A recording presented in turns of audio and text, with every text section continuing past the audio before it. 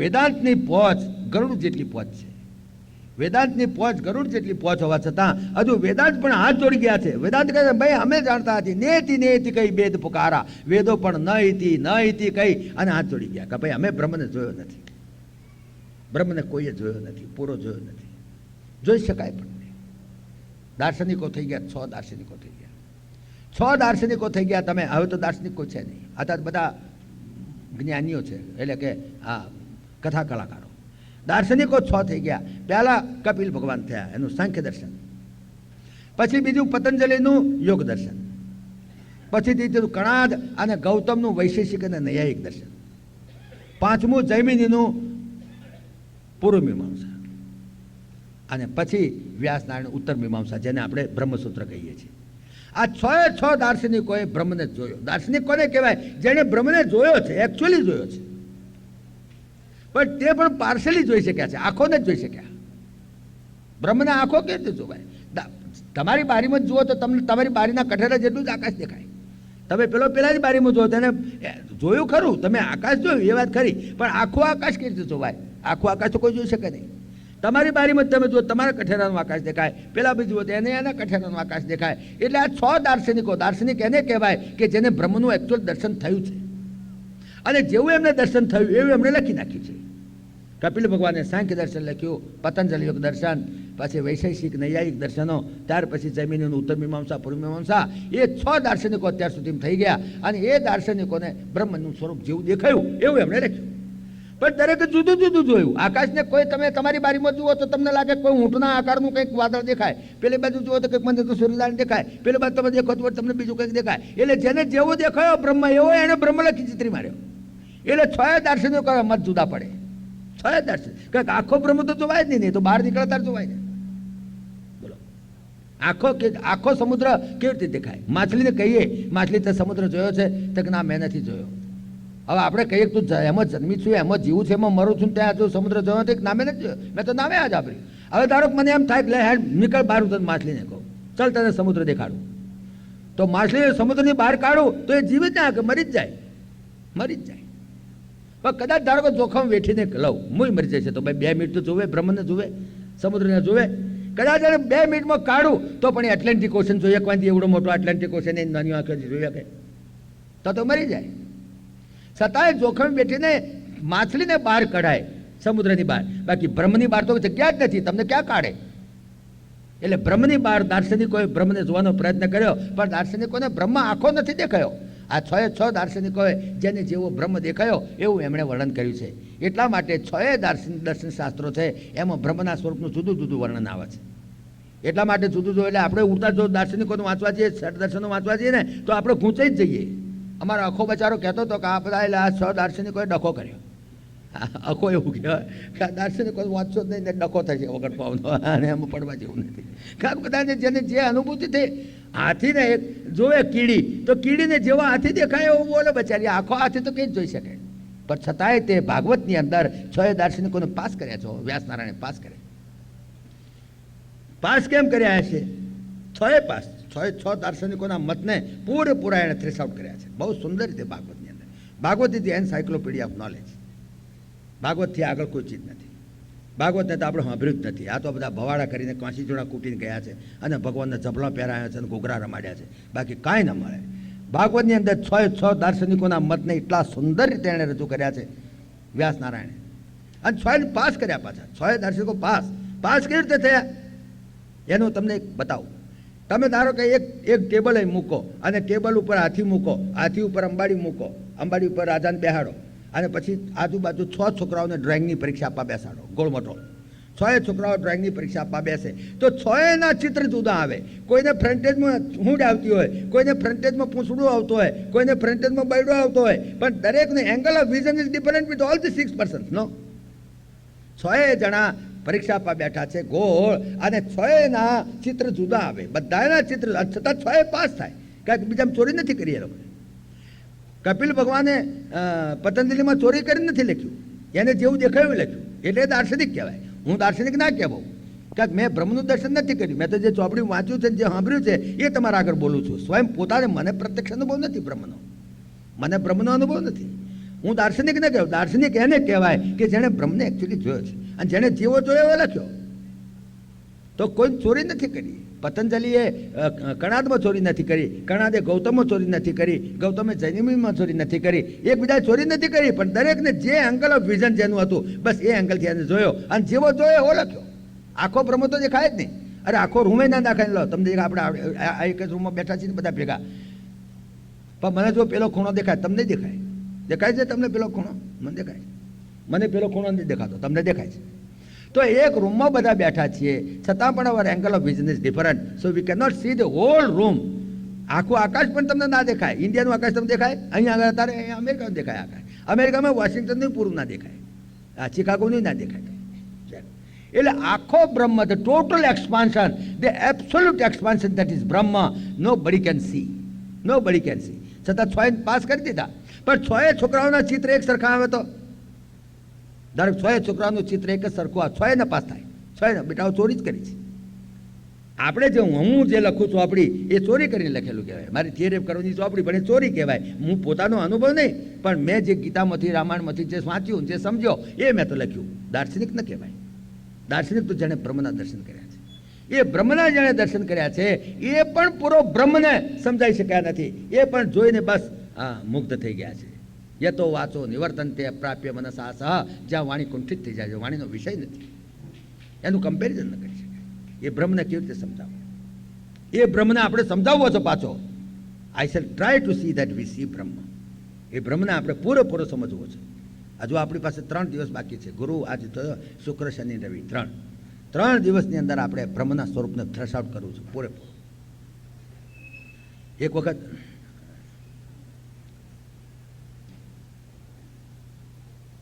વખત બ્રહ્મના સ્વરૂપનું મારું પ્રવચન ત્યાં થિયોસોફિકલ સોસાયટીમાં ચાલતું હતું. તો એક ભાઈએ ઊભા થઈને પ્રશ્ન કર્યો કે તમે આ બ્રહ્મની વાત કરો છો, તમે બ્રહ્મ જોયો છે? મેં કીધું ના ભાઈ, મેં તો બ્રહ્મ મેં તો જોયો નથી. એની બહાર છે.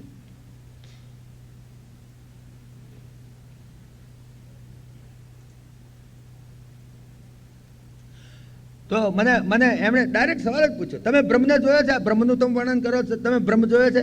અરે મેં કહ્યું ભલા આદમી, મેં તો બાપ ગોત્રમાં જોયો નથી. મેં નથી જોયો, મારા બાપાએ નથી જોયો, એના બાપાએ નથી જોયો, એના બાપાએ નથી જોયો. અને જો બ્રહ્મને મેં જોયો હતો એ હમા તારા હમો ઊભો જ ના હોતો. જેમ મીઠાની પૂતળી એ પછી જાય એ જોવે એ સમુદ્રમાં પાછી આવે ખરી. મેં નથી જોયો તારે તો બ્રહ્મનું બોલું છું, પણ જ્યાં હું જો બ્રહ્મને જાણી ગયો જોઈ ગયો તો પછી બોલતી જ બંધ, બોબડી બંધ, પછી જોવાનું રહ્યું ક્યાં? આ તો મેં બ્રહ્મને જોયો નથી ત્યાં સુધી હું બ્રહ્મના સંબંધી વાત કરી શકું છું. બાકી જો કોઈ એમ કે મેં બ્રહ્મને જોયો છે એમ બોલ્યો તો હી ઇઝ અ લાયર. ઉપનિષદો કહે છે જે એમ કે મેં બ્રહ્મને જોયો છે ઇઝ અ બિગેસ્ટ લાયર. બ્રહ્મને જોયો છે કહી જ ના શકાય. કોણ? બ્રહ્મ પોતાનું સ્વરૂપ છે. મેં મને જોયો છે કે બોલી જ ક્યાં હાકે? જ્યાં ખોળનારો ખોવાઈ જાય તારે જ એને ખોળતો તે ચડે, પછી કહેવા રહે કોણ? મેં કોઈ મેં તો બ્રહ્મને જોયો નથી. આ તો જ્યાં સુધી બ્રહ્મને નથી જોયો ત્યાં સુધી બ્રહ્મની વાતો કરું છું. આ તો ખદબદ હોય, ખીચડી જબલગ કચ્ચી હોય. જ્યાં સુધી ખીચડી કાચી હોય ત્યાં કે બુડબુડ બુડબુડ અવાજ કરે. સમજો ને? હજુ અમારી ખીચડી કાચી છે એટલે બુડબુડ બુડબુડ અવાજ કરે છે. જે દાડ પાકી ગઈ ત્યાં બોલતી બંધ. પછી ખીચડી કાચી હોય ને આપણે કંઈક જો ખીચડી ચડી ગઈ ના બુડબુડ અવાજ કરે, હજુ કાચી જ રહ્યા. થોડી વાર જુઓ છો હવે ખીચડી બોલતી બંધ થઈ ગઈ, બોલતી બંધ થઈ ગઈ, પાકી ગઈ. હવે ખીચડી પાકી ગઈ, વાંધ ઉતારી. બોલતી બંધ થાય તારે સમજવું ખીચડી પાકી. હજુ ભાઈ અમારી ખીચડી કાચી છે, હજુ બોલબોલ કરીએ છીએ તો ખીચડી કાચી છે. મેં હજુ બ્રહ્મને જોયો નથી. તો પેલા ભાઈ જરા બહુ ઇન્ટેલિજન્ટ હતા, એણે ગમતમાં મને વાત પૂછી. મને કહે છે કે તમે બોલબોલ કરો છો બ્રહ્મને સંબંધી, એટલે તમારી ખીચડી કાચી જ ને? મેં હા કાચી જ ભાઈ, બોલે તો કાચી કહેવાય. તો કે અમે નથી બોલતા તમારી જ પાકી ને. અમે તો બોલ કાકા બે ગયા છે, કોઈ પ્રશ્ન છે કશું છે, તમારે પાકી ગઈ છે. મેં કહ્યું ભલા આદમી મારી તો ખીચડી કાચી છે બરાબર છે, પણ તમારી ખીચડી તો હજુ દાળ ને ચોખા ટાળા પાણીમાં તપેલી મૂકી રાખ્યા છે, હજુ તમારું તપેલું ચૂલે ચડ્યું જ નથી. અને અમારું તપેલું ચૂલે ચડી ગયું છે, આટલો ફેર છે, બીજું કંઈ કારણ નથી. અને એ જ્યાં સુધી કાચી છે તાલે બોલબોલ કરવાની તો ભગવત કૃપા થશે ને બોલતી બંધ થશે. તે દાડની વાત તે દાડે ને તાલે કે ભચકાતી પડશે આ ખીચડી જનતા બોલબોલ કર્યા કરશે. પણ તમારી ખીચડી તો હજુ તપેલું જ ચડ્યું નથી. હજુ તો દાળ ચોખા હજુ બેના ટાળા પાણી પડ્યા છે તપેલીમાં. હજુ તમારું તપેલું ક્યાં ચડાવ્યું છે બોલે. મેં બ્રહ્મને જોયો છે એ સવાલ મેં કહ્યું કેવી રીતે હું તમને કહું? તમે અમદાવાદના સ્ટેશને જઈને એક જણાએ પૂછ્યું સ્ટેશન માસ્તર મારે મુંબઈ જોવું છે. કે મુંબઈ જોવું છે? લાવો રૂપિયા ઢીલા કરો, તમને મુંબઈ બતાવો. પણ પેલો પછી પૂછે, માસ્તર તમે જોયું છે મુંબઈ? એટલે મૂર્ખા, મેં તો મુંબઈ છું, મેં તો મહેમદાદે જોયું નથી. તું મારી ચિંતા છોડ, તારે મુંબઈ જોવું છે? તું મને ના પૂછીશ કે તમે મુંબઈ જોયું છે. મેં જો મુંબઈમાં હોત તો અહીં ઊભો જ કોણ હોત? મેં નથી મુંબઈ જોયું, તારે તો ઊભો છું. મેં તો મુંબઈ નથી જોયું, મેં તો મહેમદાદે જોયું નથી. પણ તારા જેવા કંઈક ને અહીંયા આગળ રોજ વિદાય કરું છું, મુંબઈ બતાડવા મોકલું છું. તારા જેવા કંઈક ને મુંબઈ ભેગા કરું છું અહીં ઊભો ઊભો. અને તારે ગરજ હોય તો 60 રૂપિયા ઢીલા કરે તો તને મુંબઈ બતાડીએ. 60 રૂપિયા ઢીલા કરે. તારે જોવું છે કે નહીં એમ વાત કર, મને પૂછીશ નહીં. એકવાર 60 રૂપિયા ઢીલા કર અને પછી હું કહું એ નંબરના પ્લેટફોર્મની ગાડીમાં બેસજે પાછો, નહીં તો મુંબઈને ભલે મેહાણા ભેગો થઈ જઈશ. હા, પાછો હું કહું એ નંબરની ગાડીમાં બેસજે પાછો, નહીં તો મુંબઈ ભલે મેહાણા ભેગો થઈ જઈશ. અને પાછો મેં જે ટિકિટ આલી છે એ ક્લાસમાં બેસજે, પછી 3rd ક્લાસની લઈને 1st ક્લાસમાં ના ચડી બેસતો, નહીં તો ભરૂચ આવતા આવતા ઉતારી મેલશે ને દંડ કરશે. અને બેટા આખી રાત હાડકા પસારતો પાટિયા ઉપર પસારતો જજે અને સવારમાં આંખ ઉગાડજે. એ મુંબઈ તને તારી આંખે દેખાશે, મારી આંખોમાં નહીં આવે, કોઈની આંખોમાં નહીં આવે, તારી આંખે તારે જોવું પડશે બ્રહ્મને. બ્રહ્મ એવી ચીજ નથી કે તમે કોઈક બ્રાહ્મણને 50 રૂપિયા આપો, 2 રૂપિયા આપો, તમને બ્રહ્મ સંબંધ કરાવી દે. બ્રહ્મ સંબંધ $51 આલીને તમે બ્રહ્મ સંબંધ કરાવે, બ્રહ્મ સંબંધ બેટાની અંદર તમને શું કરાવવાનો હતો? સમજ્યા ને? બ્રહ્મ તો તમારે તમારી આંખે જોવો પડે. આખી રાત પાટિયા ઉપર પસારતા હાડકા પસારતા જાવ તાર તમને દેખાય, એમને એમ ના દેખાય. આ તો બધા બહારને કાન લઈને બ્રહ્મ સંબંધ કરાવે છે તો બધા બધા પરપંચ છે, પેટ ભરવા તણા. અમારા નરસિંહ મેં તો સાફ કહી ગયો છે બચારા. બ્રહ્મને જોવો સહેલી વાત નથી. બ્રહ્મને જોવા માટે એ બ્રહ્મને આપણે જાણવો છે. કેવી રીતે બ્રહ્મને જાણવો? બ્રહ્મ શું છે વિચાર કરો. આવડું મોટું આકાશ દેખાય કેવી રીતે અને એનું વર્ણન કેવી રીતે થઈ શકે? એક દેડકી હતી, એ કૂવામાં રહેતી હતી. દેડકું એની બચ્ચી હતી, એક નાનું બચ્ચી, દેડકીનું બચ્ચું હતું, એની માએ બે રહેતા હતા કૂવામાં. એક દાડો કંઈક કોઈ પાણી ભરવા ગયું છે તો ગળા ભેગું આવી ગયું ઉપર, થાળામાં આવ્યું દેડકીનું બચ્ચું, અને એણે એક મોટો બળદિયો જોયો, એવડું મોટો. તો ગભરાઈ પાછું અંદર જતું રહ્યું. બચ્ચું અંદર જતું રહ્યું કૂવામાં જઈને. માને કહે મેં બળદિયો જોયો, એનું પેટ બહુ મોટું હતું. તો એની માં કે કેવું આવડું હતું? કહીને એણે પેટ ફોલાવ્યું. તો કે ના એથી મોટું. આવડું? તો કે ના એથી મોટું. આવડું? તો કે ના એથી મોટું. આવડું? તો કે ના એથી મોટું. પેલી પેટ ફોલાવતી જ ગઈ. છેવટે પેટ ફસકી ગયું. પણ બળદિયાના પેટ જેવડું પેટ કરી શકે દેડકી કરી શકે? બ્રહ્મ એટલે bigger than the biggest that you can ever imagine and smaller than the smallest that you can ever imagine. That is Brahma. Brahma means total expansion, the absolute expansion, like the sky. આકાશ જેટલું expansion છે, અનફેથેમેબલ, કેટલું ઊંડું છે. દુનિયાના કોઈ સાયન્ટિસ્ટો હજુ સુધી નહીં, અત્યાર સુધીમાં પૃથ્વી ઉપર જ્યારથી પૃથ્વી શરૂ થઈ ત્યારથી અત્યાર સુધીમાં હજુ કોઈ કહી શકતું નથી કેટલા માઇલ ઉપર છે. કોઈ ત્યાં જઈ શકતું નથી. અનફેથેમેબલ. તો આવા તો કરોડો આકાશ એની વખારમાં ગોટો થઈને પડ્યા છે, બ્રહ્મની વખારમાં. આ આકાશ અનફેથેમેબલ છે, પણ એ પણ એક જડ તત્વ છે, એ તો આપણે આગળ જોઈશું. પણ આવા કરોડો અસંખ્ય આકાશો ગોટો થઈને જેની વખારમાં પડ્યા છે એ બ્રહ્મ છે. Total expansion, the absolute expansion, that is બ્રહ્મ. એ બ્રહ્મને આપણે કેવી રીતે સમજવું? એ બ્રહ્મને એમ સમજાવાય નહીં. બ્રહ્મને સમજાવવો હોય તો અંગુલી નિર્દેશથી સમજાવાય. અંગુલી નિર્દેશથી એ વેદાંતમાં એક બહુ ટેકનિક છે. મને ચંદ્ર ના દેખાતો, બીજનો ચંદ્ર બધા ત્યાં ઊભા છે કમ્પાઉન્ડમાં. અલ્યા ભાઈ બીજનો ચંદ્ર જોવો છે, બીજના ચંદ્રના દર્શન કરવા છે. બધા જોયો કે દેખાતો હોય, બહુ નાનો હોય બીજનો ચંદ્ર, તો પરાણે દેખાય.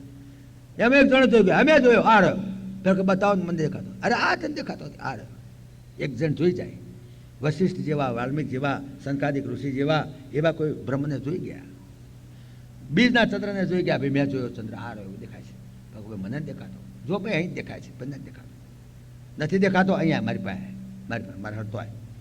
પેલો લીમડાનું ઝાડ દેખાય તો હા એ દેખાય છે. લીમડાના ઝાડને પેલી આ જમણી બાજુની પેલી ડાળી દેખાય છે તો હા એ દેખાય છે. હારે ડાળી ઉપર પેલા 3 પાંદડા છે દેખાય છે તો આ 3 પાંદડા દેખાય. એમાં પેલું પીળું દેખાય તો પીળું જાય. બસ એ પીળું પાંદડું ત્યાં ચંદ્ર છે. અને પેલો એટલા ધીરજથી એને સમજાવે, અને આ એટલી ધીરજથી અને એટલી ઇંતેજારીથી, એટલી તમન્નાથી જ્યારે આંખો ખેંચીને જુએ દેખાય, હા દેખાય. અંગુલી નિર્દેશથી દેખાડાય. બાકી પાંદડાને અને ચંદ્રને તો હજારો માઇલનું છેટું છે, લાખો માઇલનું છેટું છે, છતાં કેવું પડે એ પાંદડા આગળ છે ચંદ્ર.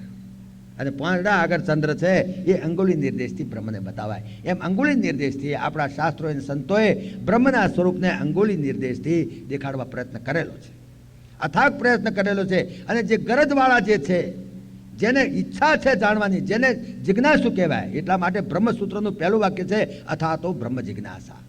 પહેલું તો બ્રહ્મ જાણવાની જિજ્ઞાસા હોવી જોઈએ. જિજ્ઞાસા ના હોય ને કોઈ દાડો બ્રહ્મની વાત કરવી નહીં, અને કહી દો કે તમે જતા જ રહો, અમારે તમારું કામ જ નથી. Please don't come from tomorrow. ખોટું લાગે તો કહી દો, ભાઈ તમે નકામો ટાઈમ બગાડો છો. જ્યાં જિજ્ઞાસા હતી, બ્રહ્મસૂત્રનું પહેલું વાક્ય છે અથા તો બ્રહ્મ જિજ્ઞાસા. બ્રહ્મને જાણવું હોય તો પૂરેપૂરી જિજ્ઞાસાવાળો હોય તો જ જોઈ શકે, બાકી નહીં તો નહીં સમજાય, નહીં તો બધી મહેનત વ્યર્થ જાય. અહીં ખાલી છે, આ એક ખુરશી ખાલી છે, અહીં એક ખુરશી ખાલી છે, ત્યાં ખાલી છે. એક વખત ઇન્દ્ર ગયેલો એક ઋષિ પાસે. એ ઋષિ અમારા અમદાવાદના વતની છે, વાડદના દધીચી ઋષિ. દધીચી ઋષિ દુધેશ્વરનો આશ્રમ છે, અમદાવાદના વતની છે, વાડદના. દધીચી ઋષિ પાસે ગયેલો હતો ઇન્દ્ર. ઇન્દ્રે જઈને કહ્યું કે મને બ્રહ્મ જ્ઞાન આપો. દધીચી ઋષિ ઉઠી ઉઠું પોતા લીધું ત્યાં, તને તું અધિકારી નથી, ચાલતો થઈ જાય, મારે તને બ્રહ્મ જ્ઞાન થી આવું. ઇન્દ્ર કહે શું કહો છો મહારાજ, હું ઇન્દ્ર છું, તો મને ઓળખું છું, તારી પાસે ડોલર ઘણા છે, મને ખબર, તું સ્વર્ગનો રાજા છું, મને ખબર છે, જા ઉઠ, તું અધિકારી નથી, બ્રહ્મના જ્ઞાનનો તું અધિકારી નથી. કે મહારાજ તમે લંગોટી પાયા નથી, તમે વિચાર તો કરો, હું ઇન્દ્ર કેટલું પુણ્ય કરતા માણસ સ્વર્ગમાં જાય, અને સ્વર્ગના દેવોનું રાજા, અને હું અધિકારી નહીં. તો કે નહીં, બિલકુલ અધિકારી નથી, તું જાય હતી, મારે તને બ્રહ્મ જ્ઞાન હાલવું જ નથી, મને તારા ડોલરની કંઈ પડી નથી, તારા ડોલર તું વાટી ખાજે, દાળમાં નાખજે, જા, મારે લંગોટી બસ છે. આવા ઋષિઓ પણ હતા, આવા. અત્યારે તો બીવ છે બધા, અહીંયા આગળ આવે છે સંતો તો ફફડે છે, કહો મારા યજમાનને ખોટું ના લાગી જાય. ફફડવાની વાત નથી, એને ગરજ હોય તો વાપરને નહીં. ઇન્દ્રને કહી દે ઊભો થઈ જા, નથી તને હમણાં. પછી તો પેલો ગુસ્સામાં આવી ગયો, મારા ઝટકાઈ દઈશ કે તમને. ઝટકાયું કે તું શું ઝટકાવતો તો મને? અચ્છેદ્યોયમ અદાયોયમ અક્લેદ્યો અશોષ્ય વચ નિત્યા સર્વગતા સ્થાણુ અચલોયમ સનાતના. તું મારા શરીરને કટકા કરી શકું, મારા કટકા નહીં કરી શકું, જા, તને નથી જ આપવાનું બ્રહ્મ જ્ઞાન, જા. પછી ઢીલો પડી ગયો, મહારાજ ગમે તેમ કરો પણ બ્રહ્મ જ્ઞાન આપો. કે ના, નહીં મળે, તું અધિકારી નથી. કે મહારાજ અધિકારી કોને કહેવાય? બ્રહ્મનું જ્ઞાન મેળવવાનો અધિકાર કોને કહેવાય? Who is eligible for having બ્રહ્મ જ્ઞાન? તો એણે સમજાયું દધીચી ઋષિ, જો બ્રહ્મ જ્ઞાનનો અધિકારી એને કહેવાય કે જેને ઇન્દ્રની ગાદી કાગ વિષ્ટા સમાન ગણતો હોય, એ બ્રહ્મ જ્ઞાનનો અધિકારી છે. તું તો કાગ વિષ્ટા ઉપર બેઠો છો. ઇન્દ્રની ગાદી પણ જે કાગ વિષ્ટા સમાન ગણતો હોય એ માણસ બ્રહ્મ જ્ઞાનનો અધિકારી છે. તું બ્રહ્મ જ્ઞાનનો અધિકારી નથી, કારણ કે તું તો કાગ વિષ્ટા ઉપર જ બેઠેલો છે. બ્રહ્મ જ્ઞાન સહેલી વસ્તુ નથી. એટલા માટે બ્રહ્મસૂત્રનું પહેલું વાક્ય લખ્યું છે, પહેલું સૂત્ર અથા તો બ્રહ્મ જિજ્ઞાસા. બ્રહ્મ શું છે જાણવાની ગરજ વાળો જે છે, બસ એના આગળ બ્રહ્મની ચર્ચા થાય, બાકી ના થાય. આ બ્રહ્મની ચર્ચા આપણે કરવાના છીએ. બ્રહ્મ શું છે એ પહેલું આપણે સમજવું છે. તો વોટ ઇઝ બ્રહ્મ? બ્રહ્મને કેવી રીતે સમજાવવો? બ્રહ્મને કંઈક કમ્પેરિઝન મૂકવું પડે, પણ કમ્પેરિઝન થાય કોઈ ચીજ છે જ નહીં. આકાશને સમજાવવું તો આકાશનું કમ્પેરિઝન કયું? ગગનમ ગગનાકારમ. આકાશ કેવડું? ઇન્ડિયા જેવડું. આકાશ કેવડું? ઓસ્ટ્રેલિયા જેવડું. આકાશ કેવડું? જાપાન જેવડું. અરે આકાશ આકાશ જેવડું. ગગનમ ગગનાકારમ. અહીંયા બેબી, અહીંયા જગ્યા છે, અહીં બેસી જા, અહીં બેસી જા. અને 9:30 વાગ્યા સુધી ઊભી ના થઈશ તું, અને નહીં તો તું જા. રંગબોય તો બહાર જતા રહો, નહીં તો 9:30 વાગ્યા સુધી ઊભા નહીં થવાનું.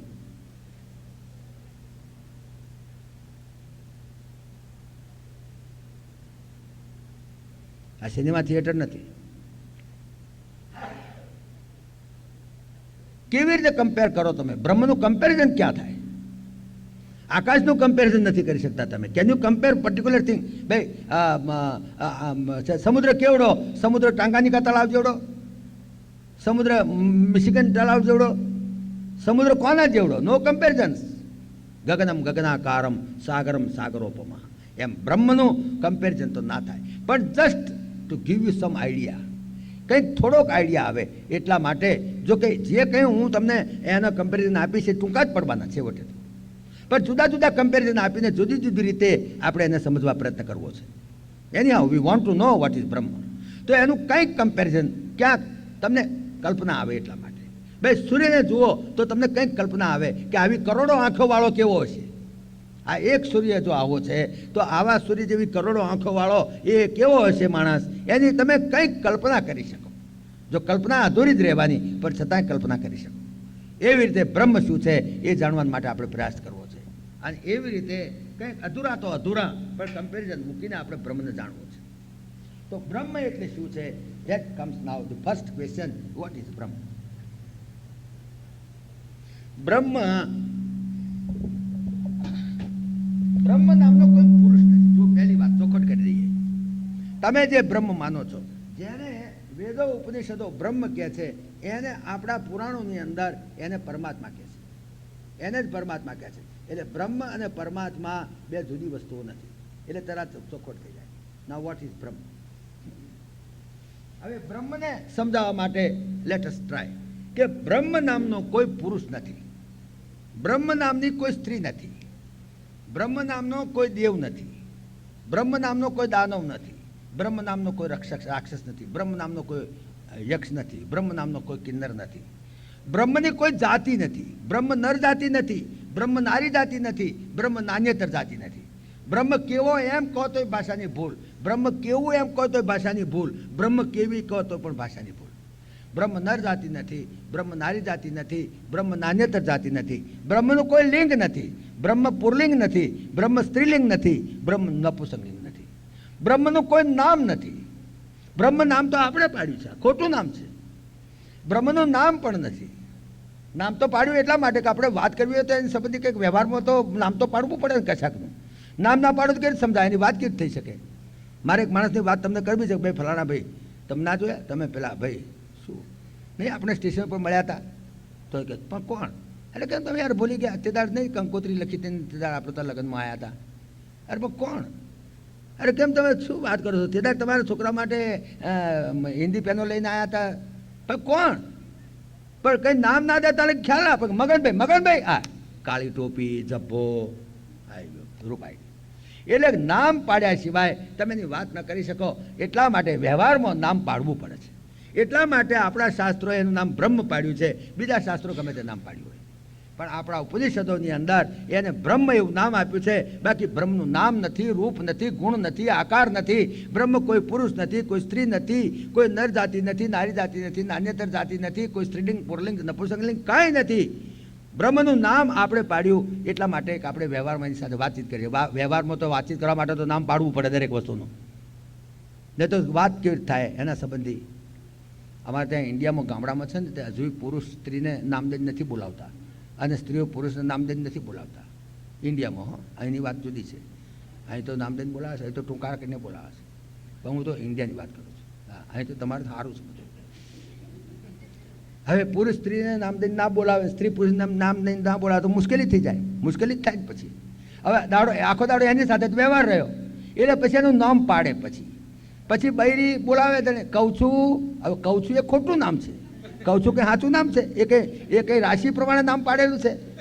નામ તો ખોટું છે પણ વ્યવહારમાં કંઈક નામ તો પાડવું જ પડે. આ બ્રહ્મનું નામ ખોટું છે પણ વ્યવહાર પૂરતું એનું નામ પાડ્યું. તો બૈરી બોલે કહું છું એટલે પેલા બોલે હા, એને ખબર પડી જાય કે મારું નામ કહું છું, કે મારું નામ કહું છું. એ એમ વાંધો નહીં લે કહું છું કેમ કહું છું, ભાઈ મારું નામ કહું છું જાણે જ છે.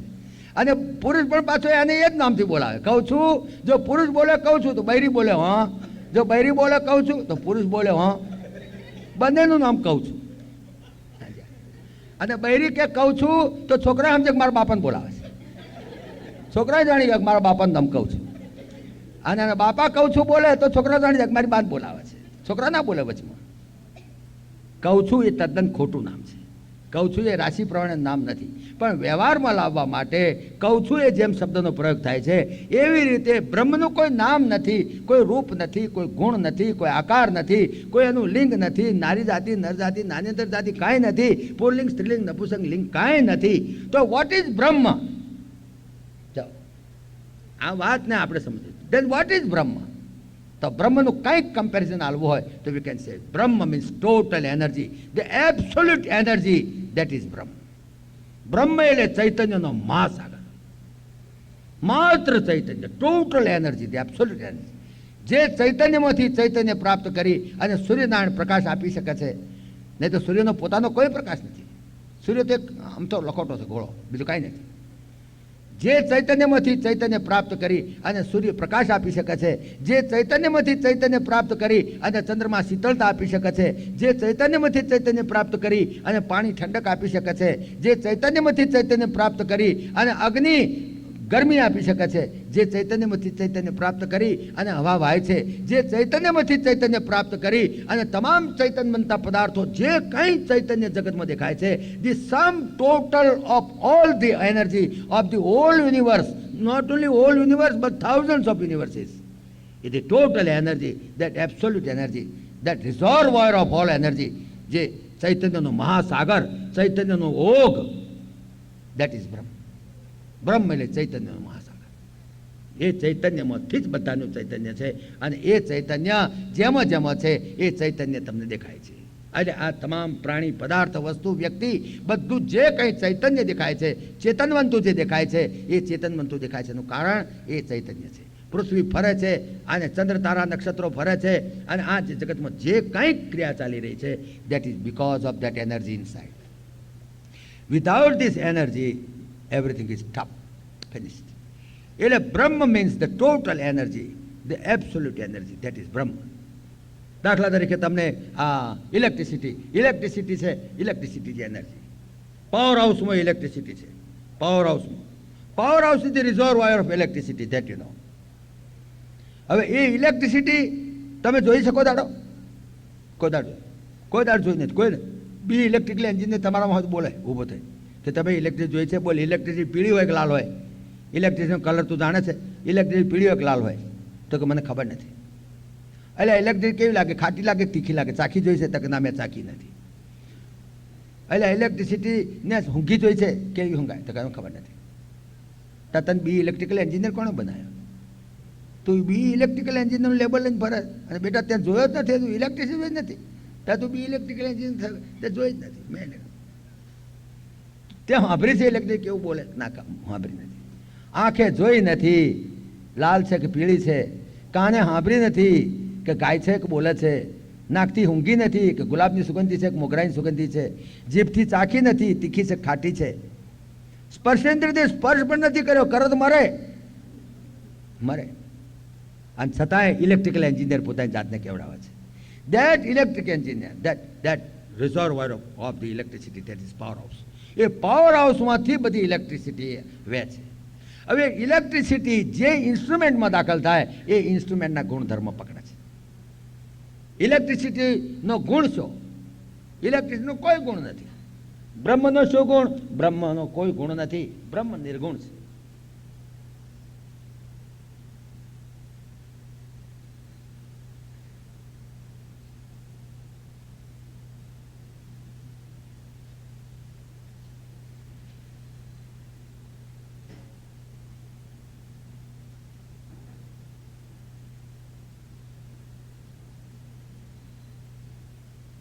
બ્રહ્મના થોડા ક્વોલિફિકેશન લખું છું. બધા તો કંઈ માય નહીં, કારણ કે એના ક્વોલિફિકેશન લખવા જઈએ તો કરોડોના કરોડો છે તે પુસ્તકો ભરાય. બ્રહ્મ is always defined in negative. બ્રહ્મ નિર્ગુણ છે. નિર્ગુણમ, નિષ્ક્રિયમ, નિરાવલંબમ, અજમ, અનાદિ, અખંડ, અનંત, છેદ્ય, ભેદ્ય, જેટલા બ્રહ્મના વિશેષણ છે એ બધા બ્રહ્મના વિશેષણો Brahma is always defined in negative, never in positive. બ્રહ્મને હકારાત્મકમાં વર્ણન થઈ શકે છે, નકારાત્મકમાં નહિતિ કઈ ભેદ પુકારા. એટલે બ્રહ્મ નિર્ગુણ છે. જેવી રીતે ઇલેક્ટ્રિસિટી નિર્ગુણ છે. ઇલેક્ટ્રિસિટીનો ગુણ શું? ઇલેક્ટ્રિસિટી જો રેડિયોમાં જાય બોલે, પણ બોલવું એનો ગુણ નથી. એ ટ્યુબલાઇટમાં જાય પ્રકાશ આપે, પણ પ્રકાશ આપવો એનો ગુણ નથી. જો એ ફ્રીજમાં જાય ઠંડક આપે, પણ ઠંડક આપવાનો ગુણ નથી. એ તો હીટરમાં જાય ગરમી આપે, પણ ગરમી આપવાનો ગુણ નથી. એ પંખામાં જાય પાછો વાયરો આપે. એટલે જે ઇન્સ્ટ્રુમેન્ટમાં દાખલ થાય એ ઇન્સ્ટ્રુમેન્ટના ગુણધર્મને પકડે, પણ સ્વયં પોતાનો ગુણ નથી. સ્વયં પોતે નિર્ગુણ છે. The instrument in which that electricity is manifested. જે ઇન્સ્ટ્રુમેન્ટમાં ઇલેક્ટ્રિસિટી પ્રવેશ કરે એનું મિકેનિઝમ જેવું છે. રેડિયોનું મિકેનિઝમ એવું છે કે ઇલેક્ટ્રિસિટીના સાનિધ્ય માત્રથી જ્યાં ઇલેક્ટ્રિક પ્રવેશ કરે, ઇલેક્ટ્રિસિટી બોલતી નથી, પણ એના સાનિધ્ય માત્રથી રેડિયોનું મિકેનિઝમ એવું છે, એ વિલ સ્ટાર્ટ સ્પીકિંગ. પણ ફ્રીજમાં જ ના બોલે પાછી, તો ઠંડક જ આપે. પણ ઠંડક ના આપી શકે હીટરમાં જાય તો, કારણ કે ફ્રીજનું મિકેનિઝમ જુદું છે, હીટરનું મિકેનિઝમ જુદું છે. એટલે જે ઇન્સ્ટ્રુમેન્ટમાં દાખલ થાય એના ગુણધર્મને પકડે. એ ચકલીમાં જાય તો ચી ચી ચી ચી બોલે, એ ભેંસમાં જાય તો ભાંભરે, એ ગધેડામાં જાય તો ભૂંકે, સમજ્યા? એ માછલીમાં જાય તો તરે, પોપટમાં જાય તો ઉડે, પુરુષમાં જાય તો પુરુષ જેવું બોલે, સ્ત્રીમાં જાય તો સ્ત્રી જેવું બોલે. In all the loud speakers the speaker is only one. In all the loud speakers the speaker is only one.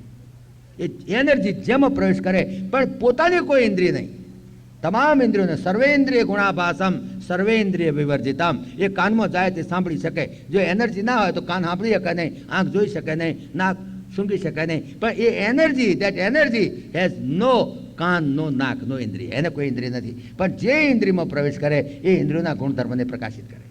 સર્વે ઇન્દ્રિય ગુણાભાસમ સર્વે ઇન્દ્રિય વિવ. પોતાનું કોઈ બ્રહ્મનું પોતાનું તો કોઈ ગુણ પણ નથી, પોતાની કોઈ ક્રિયા પણ નથી. નિષ્ક્રિયમ નિરાવલંબમ.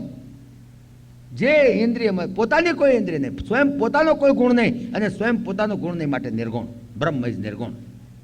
પોતાની કોઈ ઇન્દ્રિય નહીં. ગોસ્વામી તુલસાજી રામાયણમાં બ્રહ્મના સ્વરૂપનું પ્રતિપાદન કર્યું છે બહુ સુંદર રીતે. બેનું પદ ચાલે સોનાએ બેનું કાના. પગ નથી પણ ચાલે. કેટલું ચાલે?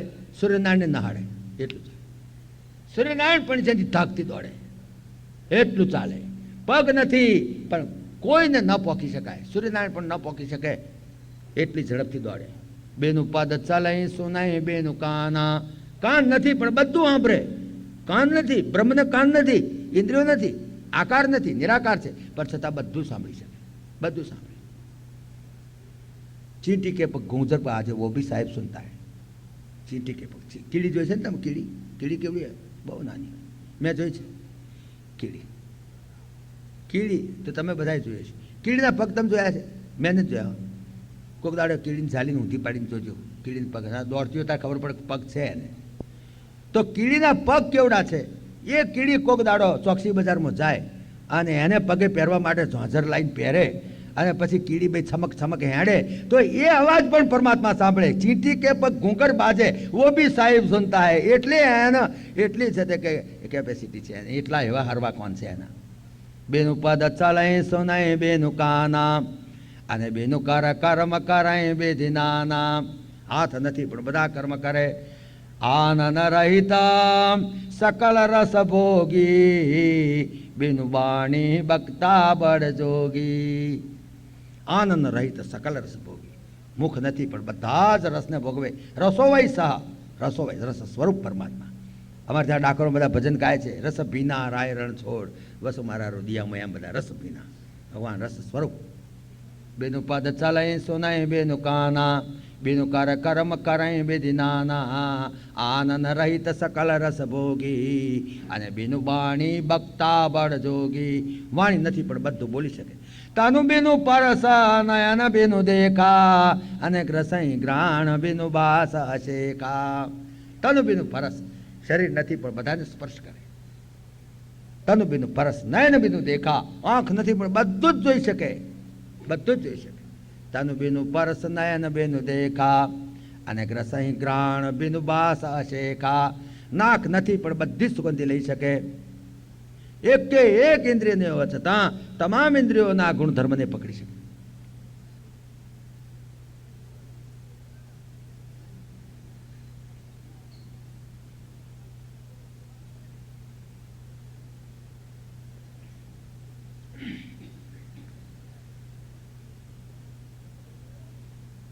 બેનું પદ ચાલાય, કેવું સુંદર પ્રતિપાદન કર્યું છે બ્રહ્મનું, નિર્ગુણ નિરાકાર બ્રહ્મનું. બેનું પદ ચાલાય સોનાય બેનું કાના, અને બેનું કર્મ કરાય બેધી નાના. આનંદ રહિત સકલ રસ ભોગી, અને બેનું બાણી બકતા બળ જોગી. તાનું બેનું પરસમ નયન બેનું દેખા, ગ્રસઈ ગ્રાણ બેનું બાસ અશેખા. અસી સબ ભાંતિ અલૌકિક કરણી, મહિમા જા સુજાય નહીં બરણી. આવી અલૌકિક કરણી, એનો મહિમા તમે કેવી રીતે વર્ણન કરી શકો? આ બ્રહ્મનો મહિમા આપણે જોવો છે, આ બ્રહ્મના મહિમાને સમજવો છે. નિર્ગુણ છે એનું પહેલું, તો એનું પહેલું ક્વોલિફિકેશન નિર્ગુણ, નિર્ગુણ છે. નિર્ગુણનો અર્થ એમ નહીં કે ગુણ નથી. કઈ તકલીફ નથી ને, કઈ ઉપાધિ જેવું નથી ને. બિલકુલ કમ્ફર્ટેબલ છો, સ્વસ્થ. વિચાર કરો, નિર્ગુણ શબ્દ બહુ જ કિંમતી શબ્દ છે. ઘણા માણસ એમ નિર્ગુણ એટલે કંઈ ગુણ જ નથી.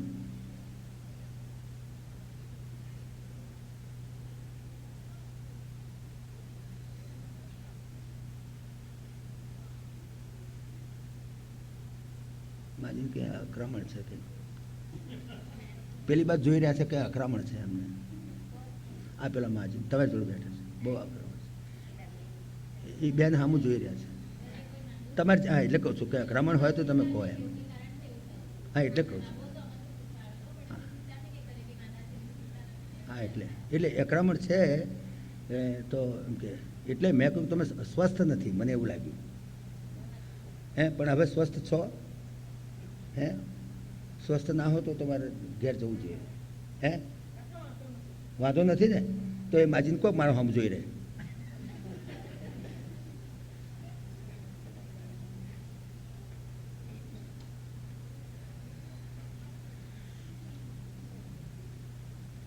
તાર વાત કરવી તો કરી લો એમની જોડે. વાત કરવી તો કરી લો. હવે વાત નથી કરવી ને? કારણ કે અમે વાત કરી બિચારા અકળાય. કોઈ માણસને અકળામણ નહીં મૂકો, એને ઈશ્વર બી લાવડો. આપણે પછી 2 મિનિટ મોડું થશે એમ શું. વિચાર કરો, નિર્ગુણ શબ્દ એમને એમ કથમ જાય સાંભળે નિર્ગુણ નિર્ગુણ, પણ નિર્ગુણ એટલે શું? નિર્ગુણ સમજા નહીં. નિર્ગુણ એટલે કંઈ ગુણ જ નહીં, એવું નહીં. નિર્ગુણ એટલે તમામ ઇન્સ્ટ્રુમેન્ટના ગુણધર્મને પકડે છતાં સ્વયં પોતાનો કોઈ ગુણ નથી. સ્વયં પોતે નિર્ગુણ, અને જે સ્વયં નિર્ગુણ હોય તે જ બીજાના ગુણોને પકડાઈ શકે. પોતાનો ગુણ હોય તો બીજા ગુણોને એ પ્રકાશિત ન કરી શકે. એટલે નિર્ગુણ શબ્દનો બહુ ઊંડો મિનિંગ છે. નિર્ગુણ એટલે તમામ ગુણોનો પ્રકાશિત કરનાર. સર્વેન્દ્રિય ગુણાભાસમ સર્વેન્દ્રિય વિવર્જિતમ. નિર્ગુણ શબ્દને સમજાવવા માટે હું તમને એક ટૂંકી વાત કહું. જો કે વાત બને કે નહીં બને ભગવાન જાણે, સાચી ખોટી હો. પણ અમારા ભગવાન રામનું જ્યારે લગ્ન થયું ને ત્યાં જનકપુરમાં, તારે જાનકીજીની જોડે લગ્ન થયું તો તમે જાણો છો, રામાની વાર્તા તમે જાણો છો. તારે રામનું જાનકીજીનું લગ્ન થયું ત્યારે બધા જ દેવો આવેલા ત્યાં આગળ. કારણ કે આ તો બ્રહ્મ ને માયાનું લગ્ન, એટલે દેવોનો તો આનંદ પડે જ ને. મને એમ થાય કે અરે ભાઈ આપણે જઈએ ભગવાનના લગ્નમાં. આપણે હવે ત્યાં તો મનુષ્ય લોકમાં, એટલે પછી એ મનુષ્યનું શરીર ધારણ કરીને બધા આવેલા. બ્રહ્મા પણ આવેલા, બ્રહ્માણી પણ આવેલા, પછી ઇન્દ્ર આવેલો, ઇન્દ્રાણી પણ આવેલી, ભગવાન શંકર પણ આવેલા, જગદંબા પાર્વતી બધા હતા એમના લગ્નમાં. પણ બધા મનુષ્ય શરીર ધારણ કરી કોઈ કોઈ ઓળખે નહીં. જનક રાજાવાળા એમ જોડે કે મોડવાવાળા હશે, મોડવાવાળા જોડે જોનવાળા હશે, કોઈ કોઈ પૂછે નહીં. દસ રાજા જોડે જનકવાળા હશે, જનકવાળા જોડે કે મોડવાવાળા જોનૈયા હશે. કારણ કે જનક રાજાને તો ખાવાની કંઈ ખોટ નહોતી. હવે તમારા અમદાવાદમાં ઘણી વખત એવું થાય છે કે તમે તમારા મહિના સુધી તમે એમને કોટ પાટલું પહેરી જાઓ, તમને જમવાનું મળી જાય. કોઈ પૂછે નહીં તમને કે તમે જોનવાળા છો કે મોડવાવાળા છો. એટલે એવી રીતે બધા દેવો આવેલા, મનુષ્ય ધારણ કરીને આવેલા. એની અંદર ખુદ વેદો પણ આવેલા, વેદો આવેલા. વેદો બોડી ઇન્કાર્નેટ, મનુષ્ય શરીર ધારણ કરીને પોતે શરીર ધારણ કરીને આવેલા વેદો. પછી તો લગ્ન ચાલ્યું.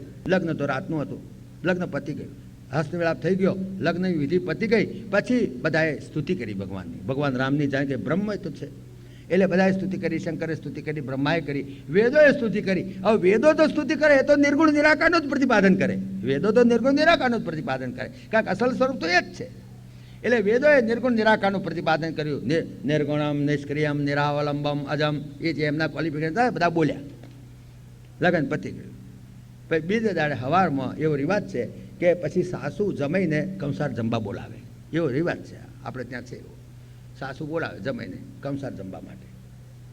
અને તે એવું હોય છે કે જમાઈ જ્યારે જમવા જાય કંસાર જમવા, ત્યારે એને કંઈ ઘોડો વીંટી કંઈક આપે એને. એમણે શું આપ્યું ખબર નથી, હું તો નહોતો તે દાડે. આ તો પાછા 4 જમાઈ.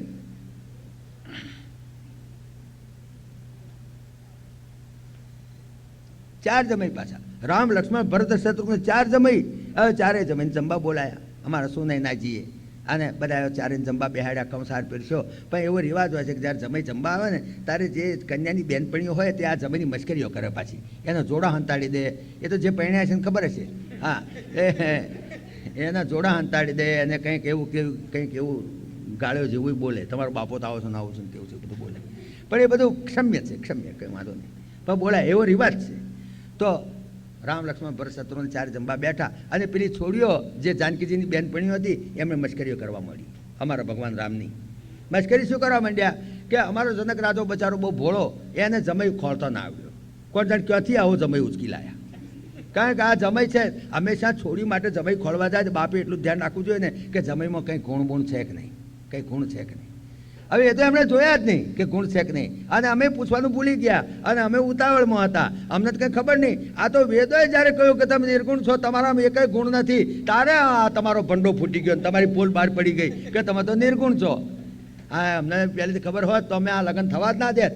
તમે નિર્ગુણ છો એ અમને ખબર જ નહીં. આ તો તમારી પોલ ક્યારે ઉગાડી પડી કે જ્યારે વેદોએ જ્યારે બોલ્યા કે તમે નિર્ગુણ છો, તારે અમને ખબર પડી, તારે તમારી પોલ બહાર પડી ગઈ. હવે અમને ખબર નહીં, અમારી છોડી તો ગુણો રાશિ, કારણ કે તો માયાનું સ્વરૂપ છે. સત્વગુણ, રજોગુણ, તમોગુણ બધા ગુણો તો એના છે. આમ ભાષા વેદાંત નહીં પણ મશ્કરીમાં બોલે કે નિર્ગુણ છો તમે, તો તમારામાં એક ગુણ છે નહીં. હવે અમારી છોડીને તમારી સાથે લગ્ન થયું, અમારો ઘણો જીવ બળે છે, પણ શું કરીએ હવે, તે દાર છૂટાછેડાનો કાયદો નહીં. શું હવે શું થાય, અમારો તો બહુ જીવ બળે છે, એમ તેમ બોલવા માંડી પેલી છોડીઓ. પણ અમારા ભગવાન રામ તો કશું બોલ્યા જ નહીં, કારણ કે તો મર્યાદા પુરુષોત્તમ પાછા. એ તો અમારા ભગવાન કૃષ્ણ હોય તો જવાબ આપી દે બરાબરનો. પણ આ તો ભગવાન રામ મર્યાદા પુરુષોત્તમ, એ તો મરક મરક હસતા જાય, કાર ખાવા માંડેલા કે મરવા દો સોન બોલતી હોય, અમે શું વલગન થઈ ગયું, હવે શું થવાનું હતું. એટલે રામ તો મર્યાદા પુરુષોત્તમ કશું બોલ્યા નહીં, એ તો મરક મરક હસતા જાય ને કંસાર ખાતા જાય. પણ પેલી છોડીઓ વળી વધારે સગી, એ કહેવા માંડી કે અરે અમારા જનક રાજો તો હાવ ભોળો, હા ફક્ત એક તમને રૂપાળા જોઈ લઈ આવ્યા, તો આ તો રૂપના રૂડા ને કર્મના કુડા એવા તમે તો છો, તમારામાં કશું ભલી વાર નથી. તમે તો કંઈ જમાઈ ખોળવા છે એટલું જોવું પડે ને કે જમાઈ નોકરી કરે છે, ધંધો કરે છે, કે વેપાર કરે છે, કે શું પગાર લાવે છે. આ તો વેદોએ જ્યારે કહ્યું કે નિષ્ક્રિય, કશું કરતા જ નથી. હવે નિર્ગુણનો અર્થ શું થાય, બધા ગુણોને પ્રકાશિત કરે. નિષ્ક્રિય એટલે કે જેનાથી બધી ક્રિયાઓ થાય, સ્વયં પોતે નિષ્ક્રિય. ઇલેક્ટ્રિસિટી દાખલ થાય એટલે પંખો ફરવા મળે, પણ ઇલેક્ટ્રિસિટી કંઈ ફરતી નથી, એ તો નિષ્ક્રિય છે. પણ એને લીધે કરીને બધું ફરે છે, એ અર્થમાં છે નિષ્ક્રિય. પણ આ તો કહ્યું કે અરે અમારા દશરથને કશી ભાઈ